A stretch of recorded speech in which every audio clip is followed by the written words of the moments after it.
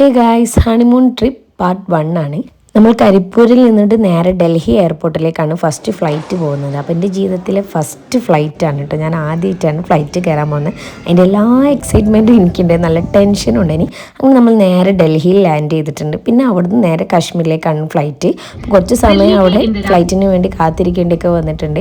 അങ്ങനെ നമ്മൾ ഉറക്കമൊക്കെ ഉറങ്ങി അതിന് ശേഷം എണീറ്റതിന് ശേഷമാണ് പിന്നെ കാശ്മീരിലേക്ക് ഫ്ലൈറ്റ് വരുന്നത് കേട്ടോ. അങ്ങനെ നമ്മൾ കാശ്മീരിലെത്തി ലാൻഡ് ചെയ്തിട്ടുണ്ട്. അപ്പം നല്ല ഭംഗിയുള്ള സ്ഥലമാണ് കേട്ടോ. പിന്നെ പോരാത്തിന് അവിടുത്തെ നാട്ടുകാരും കാണാൻ അടിപൊളി, നമ്മൾ സീരീസിലൊക്കെ കാണുന്ന ടൈപ്പ് ആൾക്കാരായിരുന്നു അവിടുത്തെ. അങ്ങനെ നമ്മൾ അവിടെ എത്തിയിട്ട് ആദ്യം പോയത് ശ്രീനഗറിലുള്ള ബൊട്ടാണിക്കൽ ഗാർഡനിലേക്കാണ്.